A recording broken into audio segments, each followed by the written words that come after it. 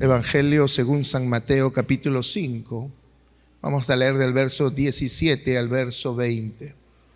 Estamos ya hace varias semanas compartiendo acerca del Sermón del Monte. Mateo capítulo 5, verso 17 al 20. La palabra del Señor dice: no penséis que he venido para abrogar la ley y los profetas.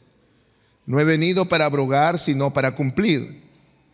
Porque de cierto os digo que hasta que pase el cielo y la tierra, ni una jota, ni una tilde pasará de la ley, hasta que todo se haya cumplido. De manera que cualquiera que quebrante uno de estos mandamientos muy pequeños y así enseña a los hombres muy pequeños, será llamado en el reino de los cielos. Mas cualquiera que lo haga y los enseñe, este será llamado grande en el reino de los cielos. Porque os digo que si vuestra justicia no fuese mayor que la de los escribas y fariseos, no entraréis en el reino de los cielos. Estemos atentos a su palabra. Amados hermanos, ya hemos pasado de la sección de las bienaventuranzas que explicaban el valor de una vida espiritual profunda. La semana pasada consideramos los versos 13, 14, 15 y 16, encontrando allí el propósito de esa vida espiritual profunda. Pero una de las cosas más importantes que un discípulo de Cristo tiene que aprender es el valor de la palabra de Dios. Y por eso es que inmediatamente después de hablar, como digo, del valor y del propósito de esa vida espiritual que comienza con el arrepentimiento, que comienza con entregar nuestra vida a Cristo, sentirnos pobres de corazón, sin recursos para agradar a Dios, el Señor entonces inmediatamente después toca el tema de la importancia, del valor de la palabra de Dios. Dice allí Jesús y la ley, ¿verdad? Ahí dice el título de nuestra Reina Valera, Jesús y la ley. Nosotros diríamos también el valor de la palabra de Dios en la vida del discípulo de Cristo. Porque no se olviden que Cristo está hablando a sus discípulos y les está enseñando cómo tener una vida espiritual profunda. Y les enseña qué propósito tiene esa vida espiritual profunda: ser luz y sal de la tierra. Pero también, miren ustedes, inmediatamente el Señor pasa a darles a entender cuánto valor tiene la palabra de Dios, cuánto valor debe tener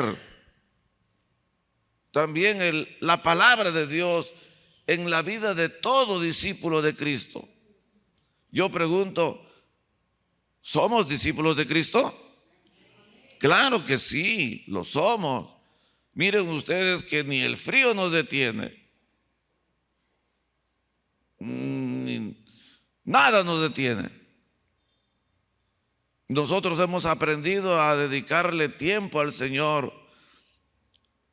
Nos levantamos el domingo muy apresurados, esmerándonos en llegar a la casa del Señor para servirle o para escuchar o para asistir, para alabar, para regocijarnos. Ya nosotros estamos hechos. Quizás si quisiéramos invitar a una persona, nos diría: no, el domingo tengo que hacer mi mercado. Ya lo hicimos nosotros el sábado. No, el domingo voy a lavar la ropa. No, nosotros tenemos todo listo. No, el domingo voy a ir a ver a mi mamá, a mi papá, a mi familia. Nosotros tenemos otros días, porque sabemos que el domingo es un día especial para venir a la casa del Señor y escuchar su santa palabra. Entonces, ¿cuán importante es esto? Me olvidé de traer mi agüita caliente, aunque, por favor, porque me lo sirvieron.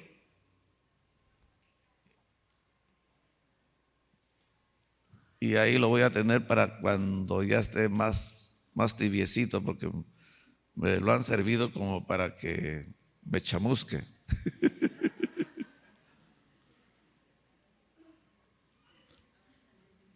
Entonces, hermanos queridos, el discipulado del cual estamos nosotros hablando y nos hemos propuesto todo este año enfatizar, enseñar, mirarnos nosotros mismos como discípulos de Cristo. A mí me alegró mucho escuchar a una hermana en esta semana cuando le llamé preocupado, porque es una de nuestras líderes. Es una mujer que yo admiro mucho, respeto mucho, y mi esposa y yo la queremos mucho. Pero sabíamos que quizás ciertos cambios que hemos hecho podían haberla afectado, y lo sentimos así. Y cuando le llamamos, ella dijo: no, pastor, no se preocupe usted. Yo voy a la iglesia y sirvo al Señor, y voy a la iglesia por el Señor. No voy por ningún hombre, ni por ninguna mujer, ni para agradar a nadie. Yo voy por mi Señor.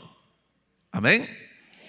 Y qué clara esa mente, qué clara, qué resoluta. Y eso es, hermano, cuando uno ya ha entendido lo que es andar en el Señor, andar en la palabra del Señor, entender su palabra, guiarnos por su palabra. Por eso que nuestro Señor quiso hablar del valor de la palabra de Dios. Y entonces hemos leído esta parte de Mateo 5, 17 al 20, donde en nuestra versión Reina Valera dice Jesús y la ley. Pero podríamos nosotros también decir, a mí no me gusta mucho decir Jesús, me gusta decir el Señor Jesús. No me gusta tutearlo, no sé por qué, porque a veces yo leo Jesús, Jesús, Jesús, pero para mí siempre será mi Señor Jesús, ¿no? Mi Señor Jesús. Entonces aquí el Señor Jesús dice que Él quiere enfocarse en cuanto a ver la ley. Pero como digo, podríamos decir también, el Señor Jesús quiere explicar todo lo que era la Biblia de aquel entonces. Y la Biblia de aquel entonces era solo la mitad de lo que tenemos. O sea, solo el Antiguo Testamento, porque todavía no se escribían ni los evangelios, ni las cartas de Pablo, ni nada del Nuevo Testamento. O sea que esa era la Biblia, el Antiguo Testamento, y también conocida como la ley. La palabra ley es la traducción de una palabra hebrea en el Antiguo Testamento que se escribe Torá con H final.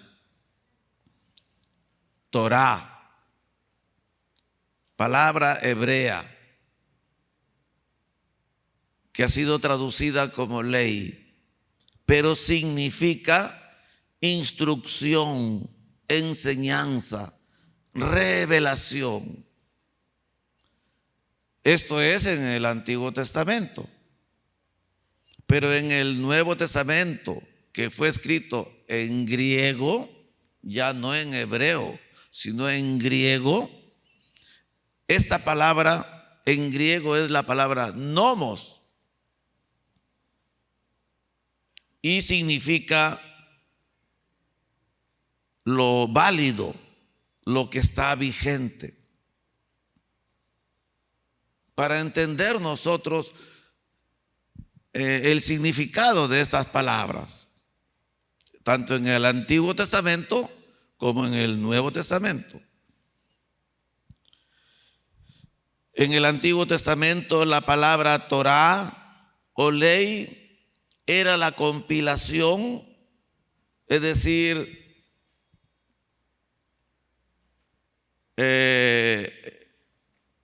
la colección, o era lo que se había guardado de las instrucciones, enseñanzas o revelaciones dadas por Dios por medio de los profetas, jueces o autoridades religiosas para gobernar la vida en comunidad del pueblo de Israel.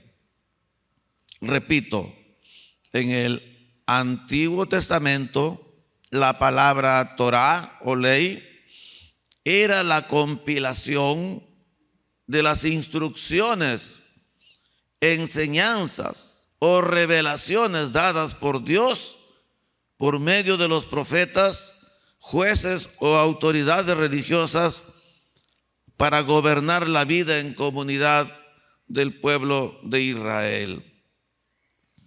La ley bíblica es una unidad inseparable, tanto en lo legal, tanto en lo moral, tanto en lo cultico. Es decir, en la ley bíblica no se separa lo espiritual de lo secular. Quiero decir que para el judío, para el hombre del pueblo de Dios, vivir la vida espiritual y vivir la vida secular. Por ejemplo, a veces nosotros tenemos bien claro, ¿no? Mi vida espiritual, decimos. ¿Y cómo está tu vida espiritual?, le preguntamos a nuestros hermanos. En el judío nunca se hacía esa pregunta,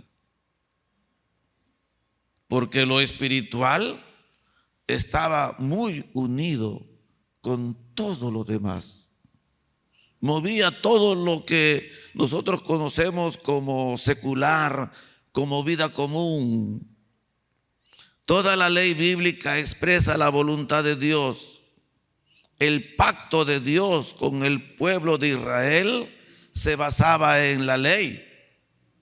Era un pacto que Dios había hecho con el pueblo de Israel. Era como un matrimonio, era un pacto. ¿Y qué significaba ese pacto? Significaba un compromiso de ambas partes. Por un lado, Israel decía: Jehová será mi Dios.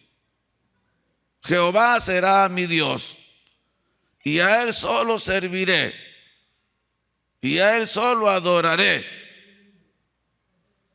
Ese era el compromiso por parte del pueblo de Israel.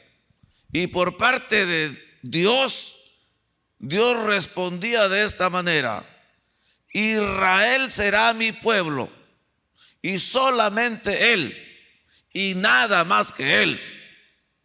Y yo seré su Dios. Un pacto, un compromiso de ambas partes. ese pacto, ese compromiso dicho tan sencillamente, casi en 2 palabras, se desarrolla en todo el Antiguo Testamento. Es decir, no solamente quedan así en esas frases comunes que yo he expresado, sino que involucran muchas cosas más que se desarrollan en todos los libros del Antiguo Testamento. La obediencia, fe y amor que está demandada allí en esa ley, solamente confirman la fe del individuo redimido, su conducta y el culto que debe rendir a Dios. Esa era la ley. Al mismo tiempo, la ley bíblica revela lo que desagrada a Dios, lo que debe evitarse para no interrumpir las relaciones dentro del pacto. ¿Qué cosas debo hacer y qué cosas no debo de hacer para que ese pacto no se rompa? Para que ese pacto se guarde, para que no se interrumpa. Lo único que podía interrumpir el pacto, ¿qué cosa era? El pecado, la desobediencia, la idolatría. Si el pueblo se había comprometido a decirle a Dios que Él será su Dios y Él solo adorará y solamente Él será reverenciado como tal, tenía que ser respetado, tenía que ser guardado. Y si el pueblo por su lado decía, y Dios será mi Dios y Él solo serviré, eso se tenía que respetar. La Biblia cuenta que en el día de expiación el pueblo hebreo renovaba los votos del pacto. Cuando leemos el Antiguo Testamento, eso está ilustrado de 1000 maneras. Pero yo solamente le voy a contar una. En el día de expiación, el pueblo hebreo renovaba los votos del pacto cortando un animal en 2 partes. Podía ser un becerro. Lo partían en 2. Y toda la congregación del pueblo de Israel, poniendo las 2 partes, una al frente de la otra, pasaban por en medio. Ellos con esto simbólicamente propiciaban o satisfacían la justicia demandada por Dios y su inalterable ley mediante el arrepentimiento personal y la muerte expiatoria de un sustituto. Había sido derramada sangre porque ese animal había sido muerto, dividido en 2, cada mitad puesta una frente a la otra y formando como un camino, y toda la congregación y el pueblo de Israel, como por este callejón, pasaban. Una parte para acá, otra parte para acá, de ese becerro sacrificado, y todos pasaban. ¿Qué estaban confesando? ¿Qué estaban reconociendo? Cristo todavía no había venido. Él no había derramado su sangre, pero un animalito lo representaba. Eso se llamaba propiciar. Y ya en el templo había un lugar que se llamaba propiciatorio. Y en el propiciatorio, allí, después, cuando ya había templo, ponían el animal. Ahí lo degollaban, derramaban su sangre, lo recogían en un tazón y después lo derramaban delante del pueblo en el propiciatorio y confesaban su pecado, su arrepentimiento personal, y confesaban que ese animal había sido el sustituto de sus vidas. Como le digo, solamente estoy narrando una de tantas historias y de tantas maneras como la Biblia nos ilustra estas cosas tan hermosas. Usted puede leer y lea, por favor, el Antiguo Testamento y no lo menosprecie. Léalo con una dulzura. Yo, como le contaba a mis hermanos en las clases, aprendí a leer toda la Biblia en un año. Todos los años voy de tapa a tapa. Disciplinadamente leo, a veces hasta, no sé, por decirle, me endulzo con la lectura de la palabra. Y a veces sin sentirlo, he leído unos 20 capítulos. Y a veces en una semana me he leído un libro entero porque me endulzo y encuentro y quiero encontrarle el sentido. Quiero encontrar dónde está el nexo, lo que une una cosa con otra. No menosprecie el Antiguo Testamento. Léalo. Léalo con un amor y un interés muy particular. La ley en los tiempos del Señor Jesús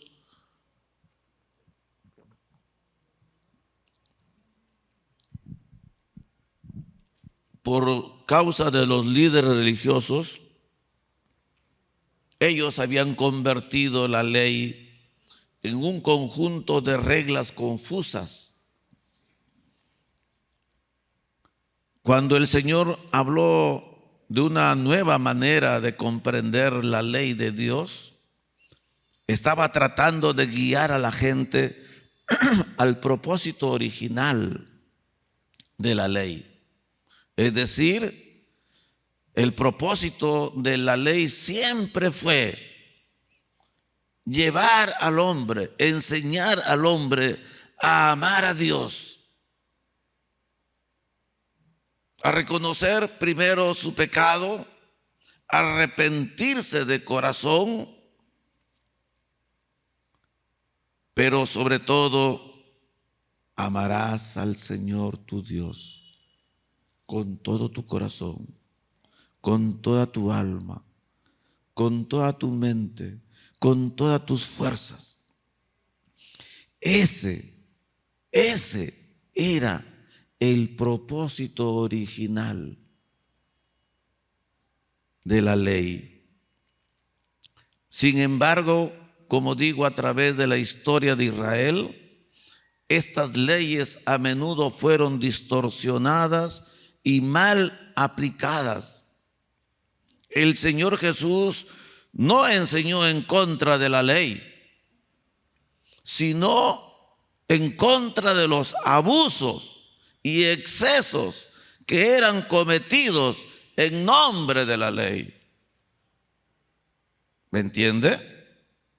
El Señor Jesús no vino a enseñar en contra de la ley, Porque si el pueblo se acostumbró a escuchar una manera distorsionada, una manera alterada de la ley, entonces el Señor Jesús vino a expresar cuál es el verdadero propósito de la ley. Y vino a decirnos que Él no estaba en contra. Al contrario, Él sí estaba diciendo que era mal que se abuse y se comete excesos en nombre de la ley de Dios, como era el caso de los fariseos. Escuchen lo que dice la palabra del Señor. No penséis que he venido para abrogar la ley o los profetas. No he venido para abrogar, es decir, para anular, sino para cumplir. Porque de cierto os digo que hasta que pasen el cielo y la tierra, ni una jota, ni una tilde pasará de la ley hasta que todo se haya cumplido.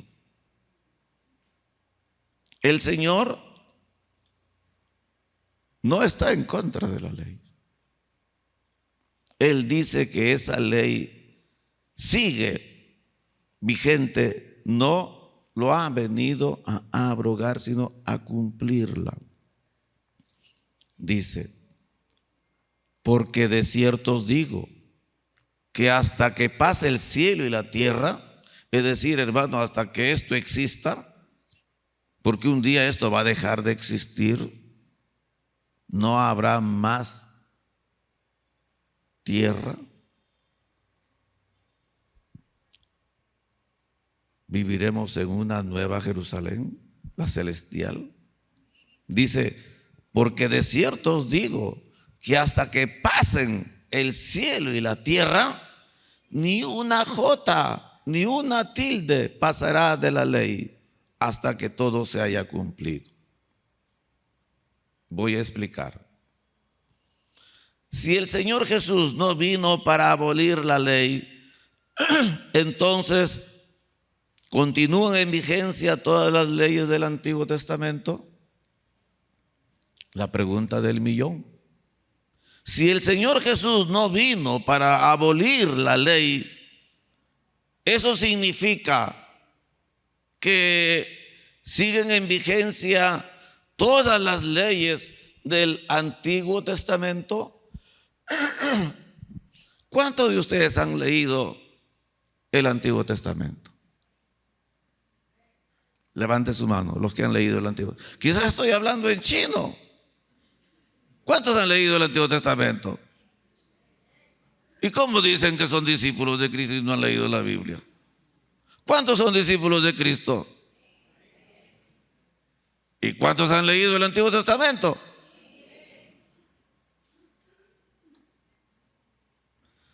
A veces yo les digo que cuando predico hablo en chino. ¿Sabe por qué? Porque yo doy por entendido que le estoy predicando a la iglesia. Pero la iglesia no conoce Biblia. Y eso sí es crítico. Hay que conocer Biblia, hermano. Pregunto otra vez. ¿Siguen vigentes las leyes, todas las leyes del Antiguo Testamento? ¿Qué dice usted? Le voy a explicar. En el Antiguo Testamento había 3 categorías de leyes. 3 categorías de leyes. Yo estoy aquí para predicar y para enseñar. Y yo les voy a enseñar. Habían 3 categorías de leyes. La primera eran las leyes ceremoniales. La segunda eran las leyes civiles. Y las terceras eran las leyes morales. Repito, ceremoniales, civiles y morales. Vamos a explicar las primeras. Las leyes ceremoniales, como su nombre lo dice, estaban relacionadas específicamente con la adoración del pueblo de Israel. Tenían que ver con la adoración. Y para esto en la Biblia y en el Antiguo, porque estamos hablando de la Biblia de aquel entonces, del Antiguo Testamento, y para esto en el Antiguo Testamento había un libro completo, por no decir todo el Antiguo Testamento, pero al menos había uno que explicaba de manera detallada cómo tenían que cumplirse esas leyes ceremoniales. El libro de Levíticos. ¿Ha leído el libro de Levíticos? No, seguramente porque muy aburrido, porque dice que no sé qué, que no sé cuánto, que no es como los evangelios más bonitos, más dulces, más entretenidos. No, son libros un poquito pesaditos, pero usted no se imagina la importancia del mensaje que trae. Cuando usted lee el libro de Levíticos, y yo le voy a leer solamente los títulos de los 5 primeros capítulos del libro de Levíticos, que está hablando de cómo se deben o se debían cumplir las leyes ceremoniales. Entonces, en el libro de Levíticos, abra usted su Biblia. En el capítulo 1 dice los holocaustos. ¿Cómo tenían que presentarse los holocaustos? En el capítulo 2, las ofrendas. En el capítulo 3, las ofrendas de paz. En el capítulo 4, las ofrendas por el pecado. En el capítulo 5, las ofrendas expiatorias. Y así, y así, y así, y así. Todo eso tenía un propósito principal. ¿Cuál era el propósito? ¿Y cuál es el propósito del libro de Levíticos? El libro de Levíticos, a través de esas narraciones de hechos ceremoniales, mira hacia Cristo. ¿Por qué? Porque Cristo en el Antiguo Testamento es representado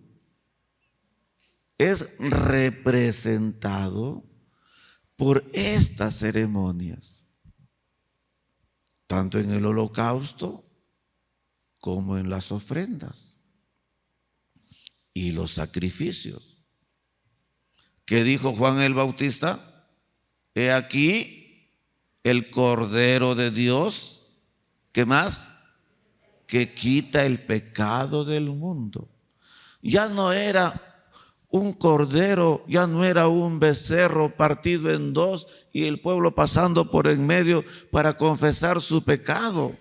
Ahora era Cristo Jesús. Por eso que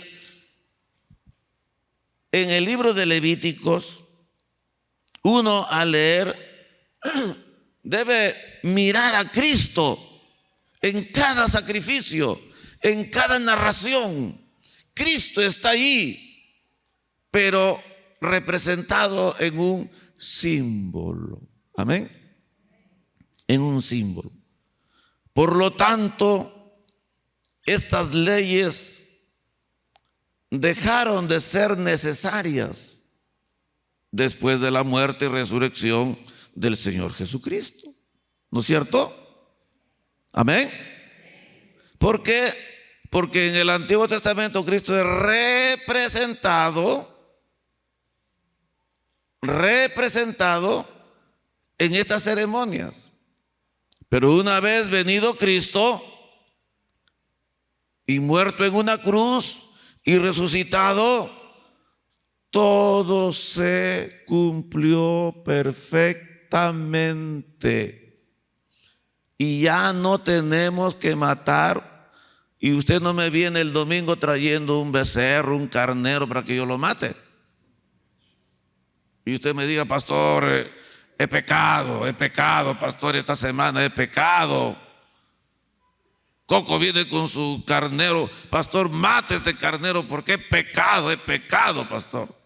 He renegado contra la alianza, pastor. Mate este carnero porque quiero estar limpio. Ya no es necesario. ¿Por qué? Porque Cristo Jesús murió en la cruz por nosotros. Amén. Las leyes ceremoniales, repito y subrayo, ceremoniales, dejaron de ser necesarias después de la muerte y resurrección de Cristo.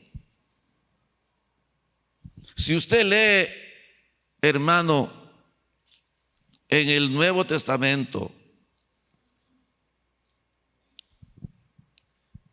el libro de Hebreos,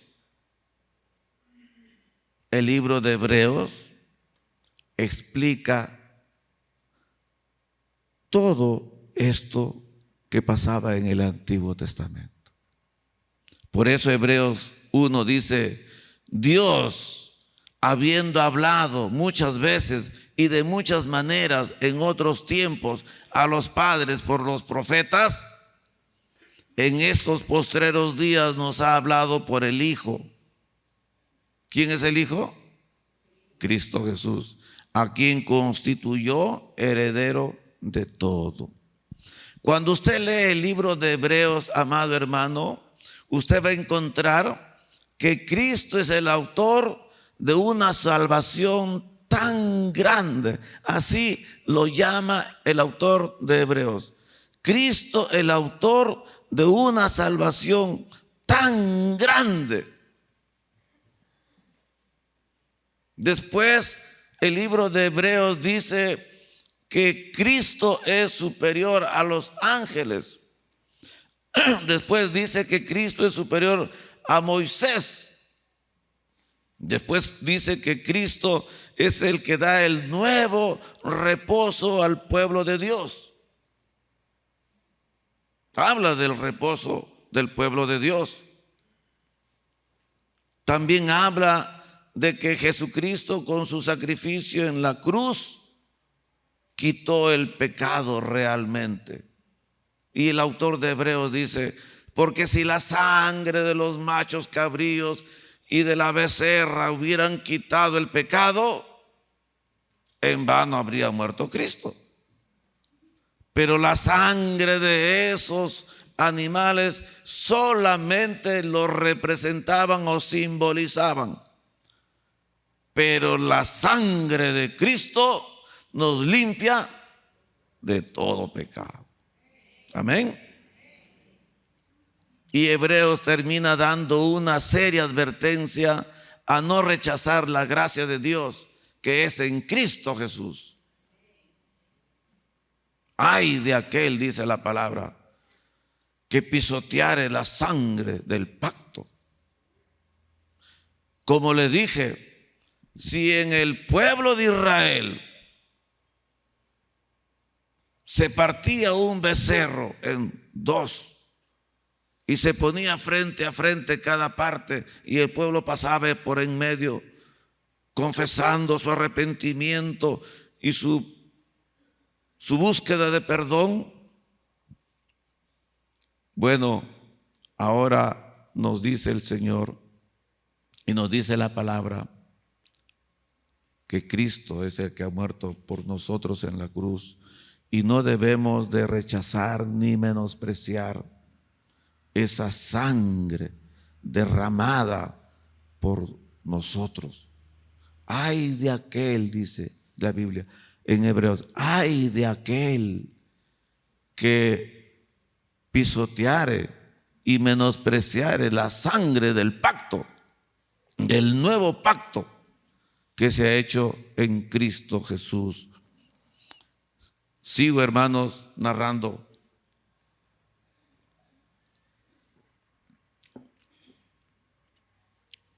Les quiero decir que aunque es cierto que no estamos sujetos a las leyes ceremoniales, los principios sobre los que se basan, es decir, adorar y amar a Dios,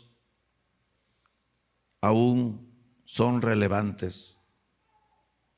¿Por qué? Porque ya se cumplieron en Cristo Jesús y esas ceremonias ya no se pueden practicar.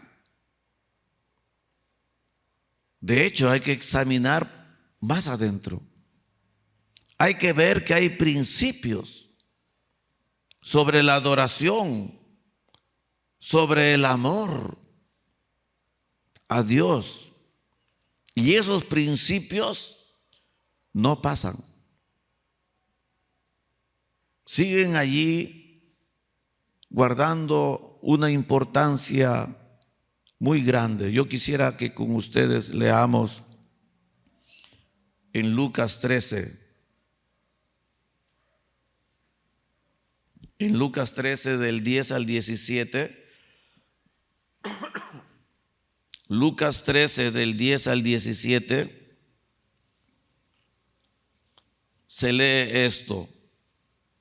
Enseñaba Jesús en una sinagoga en el día de reposo, y había allí una mujer que desde hacía 18 años tenía espíritu de enfermedad y andaba encorvada y en ninguna manera se podía enderezar.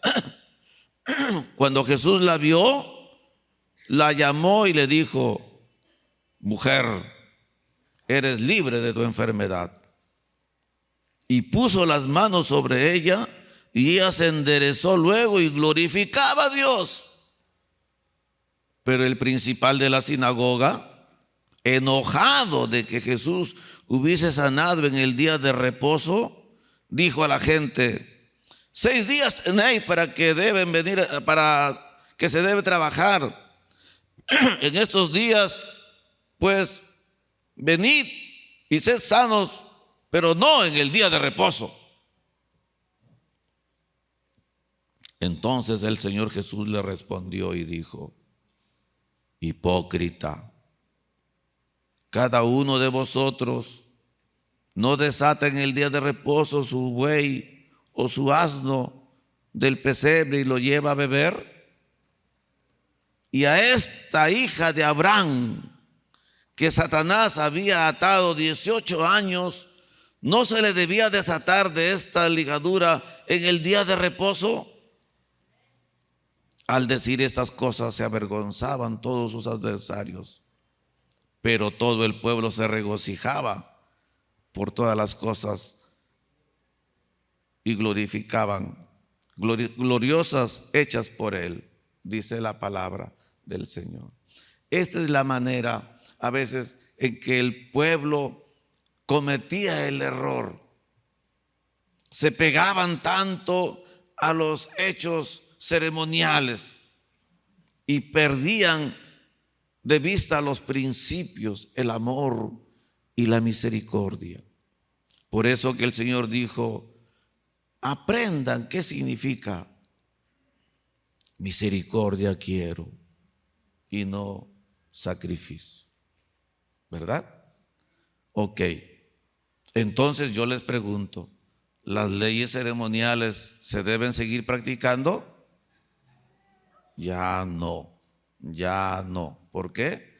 Porque todas ellas se han cumplido en Cristo Jesús. Amén. Pero también hay otro grupo de leyes. Dijimos que hay 3: las ceremoniales y también las civiles. Las leyes civiles aplicaban a la vida cotidiana del pueblo de Dios, es decir, a las circunstancias diarias que por ahí se presentaban. Tenían que haber leyes que reglamenten la conducta, el comportamiento de cada individuo. Por ejemplo, lea conmigo en Deuteronomios 24. Deuteronomios 24, del 10 al 15. Lea o escuche usted cómo es que estas leyes civiles eran distintas a las ceremoniales, de hecho. Escuche usted lo que dice Deuteronomios 24, 10. Cuando entregares a tu prójimo alguna cosa prestada, no entrarás en su casa para tomarle la prenda. Te quedarás fuera y el hombre a quien prestares te sacará la prenda. Y si el hombre fuere pobre, no te acostarás reteniendo aún su prenda. Sin falta le devolverás la prenda cuando el sol se ponga, para que pueda dormir en su ropa y te bendiga, y te será justicia delante de Jehová tu Dios. No oprimirás al jornalero pobre y menesteroso, ya sea que tus hermanos o de los extranjeros que habitan en tu tierra, dentro de tus ciudades. En su día le dará su jornal y no se pondrá el sol sin dárselo, pues es pobre y con él sustenta su vida, para que no clame contra ti a Jehová y sea en ti pecado. ¿Qué está diciendo? Estas son leyes de carácter civil. ¿Cómo nos manejaríamos? ¿Cómo se manejaban entre ellos? Por ejemplo, había una persona muy pobre y entonces le decía al otro: préstame 100 soles y te dejo mi casaca que vale 200 hasta más tarde que voy a cobrar. El otro le decía: ok, toma, déjame la casaca, cuando vienes a pagarme los 100 soles te llevas tu casaca. Pero resulta que esta persona era pobre y no tenía después en la noche. Entonces las leyes civiles decían: si esa persona es pobre y no te puede devolver, devuélvele tú la casaca, porque en la noche va a tener frío. Y si en su frío y en su sufrimiento dice: Señor, mírame, yo miraré desde los cielos y veré tu corazón, que no ha sido compasivo y no ha sido temeroso. Yo miraré desde los cielos. Y dice: y si hubiera un jornalero que trabaja para el día, no es como la persona que cobra para el mes y todavía le dan gratificación. Este trabaja para el día, y el día que no trabajan, no, pobre, no tiene. Entonces le dice al otro: al que trabaje así, págale en el día. No le digas ven mañana, ven pasado. Trabajó hoy le pagas. ¿Por qué? Porque es pobre, porque con eso sustenta su vida.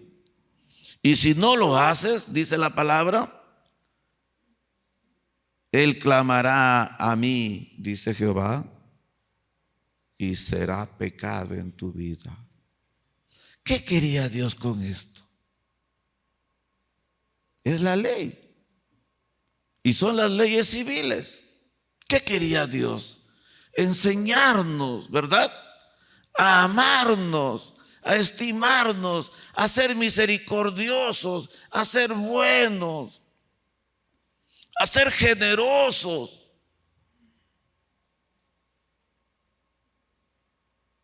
Hermano, quizás tú tienes 20 abrigos en tu ropero y te has dado cuenta quién viene sin casaca. ¿Dónde está la ley de Dios? ¿Qué? Porque vivimos en la gracia, ¿nuestra vida va a ser una desgracia? No puede ser. Estas leyes civiles, debido a la cultura y la sociedad moderna en que estamos, son radicalmente diferentes a lo que se aplica en nuestros tiempos y contexto. Todas estas directivas no pueden seguirse al pie de la letra, de hecho, pero los principios son eternos, eternos, porque brotan del corazón de Dios, nuestro Creador y nuestro Señor. Amén. Amén. Las cosas, como dicen, ya no se pueden practicar, pero el principio hay que tomarlo. El principio es el que vale. Quizás no la letra. ¿Y qué dice el principio? Sé bueno, sé generoso. Porque tú vas a tener 20 y el otro no tiene nada. ¿Por qué? Porque es pobre, lo vas a explotar y le vas a pagar cuando quieras. El otro día, el señor que me corta el gras en la casa me dice, estaba conmigo ahí conversando un rato y de repente pasa uno de los nuestros, voy a decir, y me saluda, pastor, y a él también, ¡ay! Y él me dice, no me ha dicho nada. Hace como 2 semanas que no me paga del servicio que hice. Y cuando voy, sale su esposa y me dice, se acaba de ir. No tengo. Ven mañana. ¿Y sabe cuánto me debe, pastor? 25 soles. Ni siquiera para decir que es un montón de plata. Y yo sé que ese hombre trabaja para el día, para el día, para el día. La letra no seguirá vigente, hermano. ¿Entiendes? ¿Entiendes, hermano? La letra no seguirá vigente. Pero el principio sí. Gloria al Señor. Bendito sea su nombre. También habían otro paquete, otro grupo de leyes que eran las morales. Y esas leyes morales sí son mandatos directos de Dios y exigen obediencia estricta y no pasan, no caducan, porque son leyes morales. No tienen que ver con la cultura, no tienen que ver con el tiempo, no tienen que ver con la sociedad, no tienen que ver que seas peruano, argentino, europeo, americano. Tienen que ver con que seas humano. Y las leyes morales usted los encuentra en el libro de Éxodo. Usted ha leído el capítulo 20 de Éxodo. Ahí están los 10 mandamientos. Son leyes morales que revelan la naturaleza y la voluntad de Dios. Son eternas. ¿Saben por qué son eternas? Porque están escritas en nuestro corazón. No están escritas en un libro solamente. Están escritas en las tablas de nuestro corazón, dice la palabra del Señor. De tal manera que cuando nacemos conociendo el bien y el mal, lo que es bueno y lo que es pecado. Nadie nos enseña eso. Nadie nos dice esto es bueno, esto es malo. Por eso el apóstol Pablo en el libro de Romanos dice que el hombre es inexcusable. Quien quiera que sea él, sea judío, sea griego, sea gentil, quien quiera que sea, dice el apóstol Pablo, eres inexcusable. ¿Por qué? Porque la ley de Dios está escrita en tu corazón. Y aunque nadie te haya predicado el evangelio, tú sabes que hay un Dios. El hombre sabe que hay un Dios. El hombre sabe que tiene que vivir en lo correcto. El hombre sabe que es bueno y que es malo, y eso no se aprende.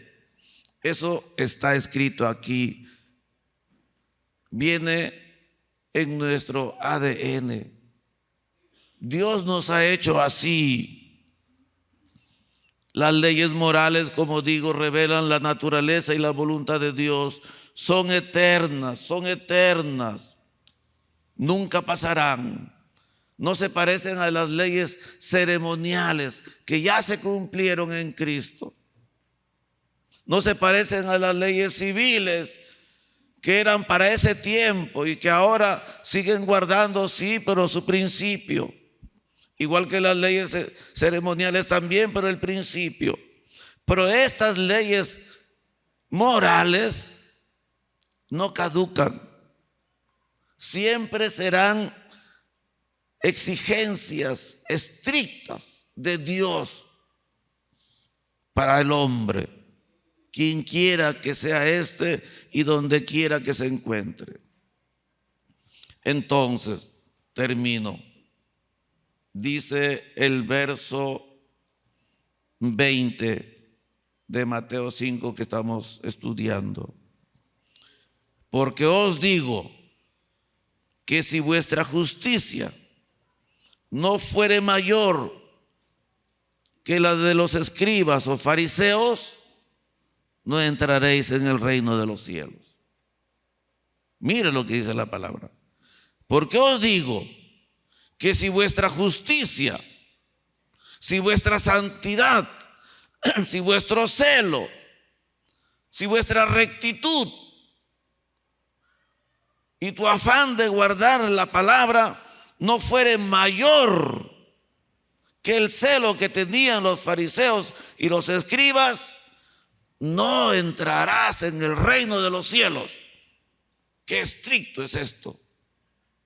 ¿Sabe por qué? Usted dirá, pastor, pero si las cosas ya, algunas ya dejaron de ser, yo le voy a explicar. Los fariseos eran extremadamente exigentes y escrupulosos en sus esfuerzos por cumplir sus leyes. ¿Cómo es posible que el Señor nos exija una justicia superior a la de ellos? ¿Sabe cuál era la debilidad de los fariseos? Ellos se conformaban con obedecer la ley de Dios exteriormente, pero no había cambio en sus corazones. Aparentaban ser piadosos, pero estaban lejos, muy lejos del reino de los cielos. Cualquier parecido con la realidad es pura coincidencia. Porque así hay cristianos también que tienen apariencia de piedad, pero están muy lejos del reino de los cielos. Para que usted sepa cuán serio es esto, lea conmigo en Mateo 23, 25. Mateo 23, en el verso 25 en adelante, leyéndole solo 3 versos, dice así: ay de vosotros, escribas y fariseos hipócritas, porque limpiáis lo de fuera del vaso y del plato, pero por dentro estáis llenos de robo y de injusticia. Fariseos ciegos, limpia primero lo de dentro del vaso y del plato, para que también lo de fuera sea limpio. Ay de vosotros, escribas y fariseos hipócritas, porque sois semejantes a sepulcros blanqueados, que por fuera la verdad se muestran hermosos, mas por dentro están llenos de huesos de muertos y de toda inmundicia.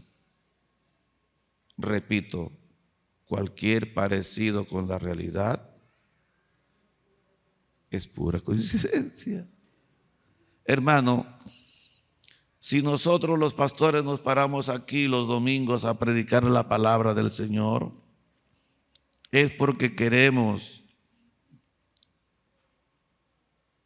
entender esta palabra, que nos bendiga, que nos enseñe y que nuestras vidas se amolden a lo que el Señor dice. El Señor les dice a sus discípulos: ustedes necesitarán incluso ser mejores que los fariseos. Tienen que ser muy cuidadosos de guardar la palabra, de vivir la santidad. No vivan para que la gente lo vea.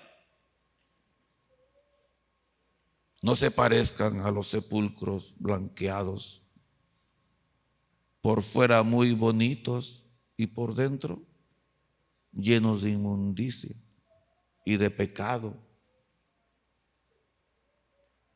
Aprendan, sean diferentes. Yo no he venido a anular la ley, yo he venido a cumplirla, dice el Señor.